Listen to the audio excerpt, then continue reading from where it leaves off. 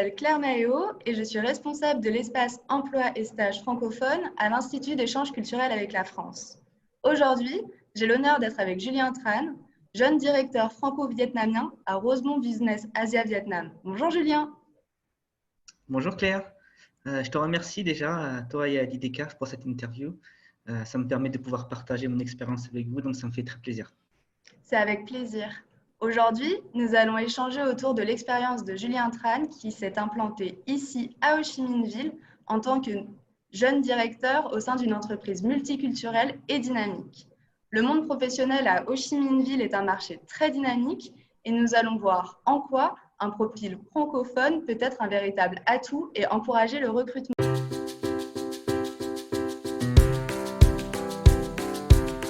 Je m'appelle Julien Tran, j'ai 35 ans, ça fait à peu près 5 ans que je suis au Vietnam.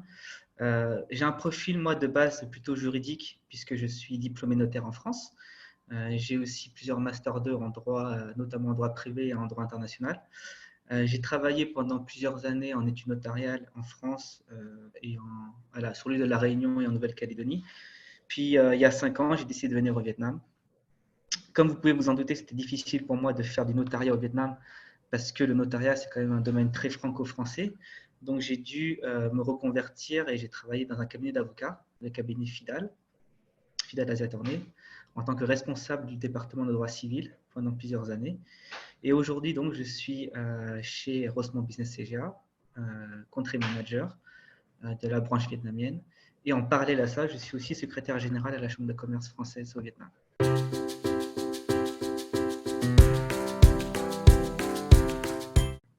Alors, comme vous pouvez vous en douter, hein, j'ai des origines vietnamiennes. Mes parents sont vietnamiens, donc j'ai toujours baigné dans cette culture, dans la culture vietnamienne. Je parle aussi la langue vietnamienne. Donc, c'était plus pour moi, venir au Vietnam, c'était plus, on va dire, une opportunité personnelle plus que professionnelle, plus par facilité en vérité, parce que j'ai de la famille ici, parce que je parle un peu la langue.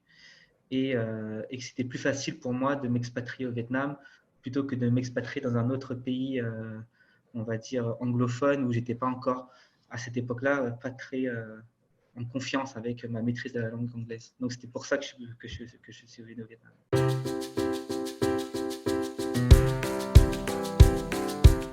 RBA, c'est un cabinet, enfin une société plutôt qui s'occupe du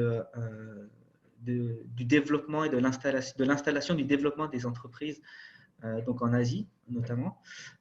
Au Vietnam, donc notre branche existe depuis à peu près 2-3 ans. Et donc, comme je vous l'ai dit, on accompagne les sociétés dans leur installation et dans leur développement. Notamment, on est spécialisé en comptabilité. Donc, on outsource le service comptable des sociétés. On fait aussi tout ce qui est payroll. On donne aussi des conseils juridiques et des conseils en fiscalité.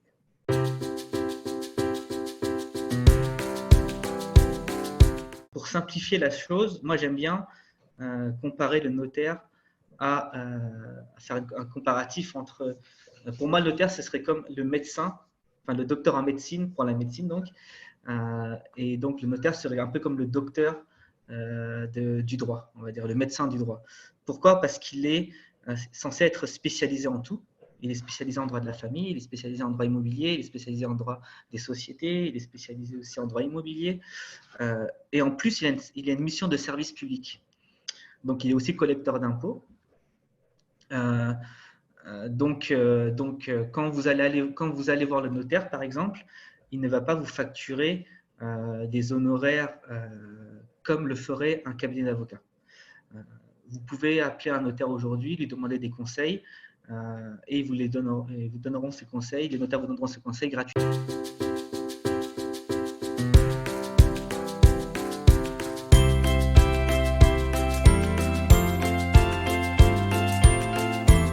Alors, je vais vous parler plus de mon expérience personnelle parce que je ne pourrais pas vous faire un tableau général du marché professionnel au Vietnam. Mais en tout cas, pour notre société, pour Rosemont Business CGA, c'est très important d'avoir des personnes qui savent parler français. Nous, dans notre équipe, on a 4 franco-français. On a 4 Français dans notre équipe, 4 juristes français. Ils sont importants, pourquoi? Parce qu'ils font le lien avec les clients. Comme je vous l'ai dit, nous, on aide nos entreprises à s'installer au Vietnam. Et en général, ce sont des entreprises françaises. Et donc, ça les rassure, en fait, d'avoir des interlocuteurs qui parlent français. Et ça évite, bien évidemment, des mauvaises communications entre le client et nos équipes. Donc, nous, effectivement, les profils francophones sont très importants pour nous. Et je pense qu'il y a effectivement un marché là-dessus pour les candidats qui souhaitent et qui parlent français et qui souhaitent trouver du travail. Je pense effectivement qu'il y a un credo parce qu'on a des entreprises françaises qui sont en demande d'interlocuteurs.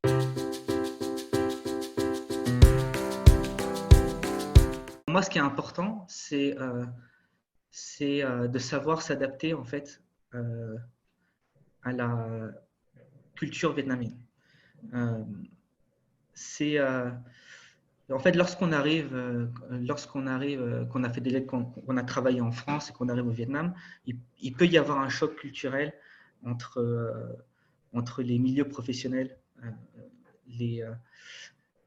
La culture est très différente et parfois il y a des éléments qu'on a du mal à comprendre nous lorsqu'on arrive et qu'on a notre expérience en France et qu'on arrive au Vietnam. Je prends un exemple simple, c'est celui de la sieste. Celui de la sieste. En France, lorsqu'on fait la sieste, effectivement, c'est un peu mal vu. On va vous faire des remarques, un peu désobligeantes. Mais qu'est-ce que tu as fait la veille?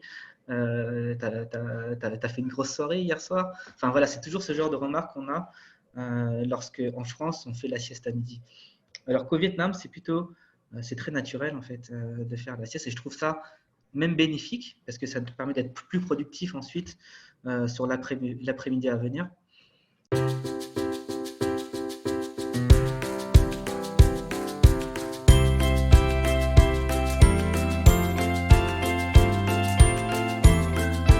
Je vais juste parler avec mon expérience personnelle. Quand moi je suis venu au Vietnam, j'avais absolument rien. J'avais pas de relationship, j'avais pas de piston, je suis venu vraiment avec rien, je connaissais rien du Vietnam. Et donc ce que j'ai fait tout simplement, c'est que j'ai envoyé des CV partout. Je suis allé sur le site internet, je crois que ça s'appelle Vietnam Works, quelque chose comme ça, qui est un site de demandeurs d'emploi. Et donc j'avais tapé juridique dans le moteur de recherche et j'ai envoyé absolument à toutes les annonces qui se présentaient. Et bien sûr qu'on a des réponses, donc il ne faut pas hésiter, il y a des opportunités qui se présentent. Bien sûr que le poste ne nous satisfera pas forcément, il y aura toujours par exemple un salaire qui ne nous convient pas ou une distance par rapport à notre domicile qui est trop éloigné. Donc bien sûr que tout ne sera pas parfait, mais au moins les opportunités seront là. Et pour les premiers demandeurs d'emploi, ceux qui n'ont pas d'expérience, le fait de faire des interviews, d'enchaîner les interviews, les entretiens, ça les forme en fait.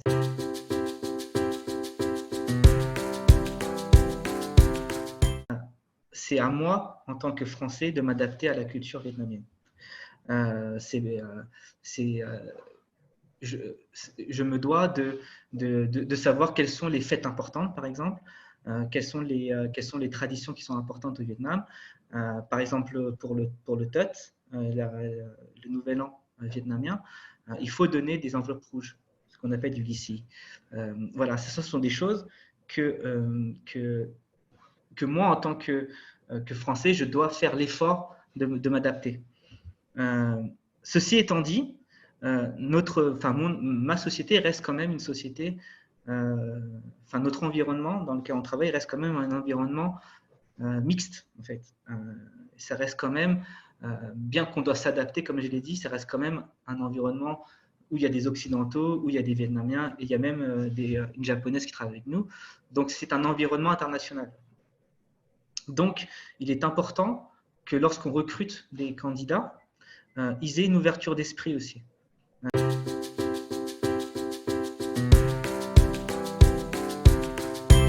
Dès lors qu'un candidat maîtrise plusieurs langues, c'est toujours un plus. Toujours. Plus on maîtrise de langues, et plus on a de compétences, et plus on est valorisable sur le marché du travail. Le français, évidemment, c'est une langue c'est une langue majeure. Donc, bien évidemment que si le candidat maîtrise le français, bien sûr que c'est un plus. Ça, c'est en général, en règle générale. Mais pour nous, comme je vous l'ai dit, pour nous, pour Rosemont Business CGA Vietnam, c'est très important d'avoir des profils francophones. Parce que nos clients, la majorité de nos clients, pas tous, mais la majorité, sont français. Et comme je vous l'ai dit, en général, alors ce n'est pas du communautarisme, ça n'a rien à voir, mais en général, les Français ou même n'importe quel autre pays préfèrent discuter avec une personne qui parle la même langue.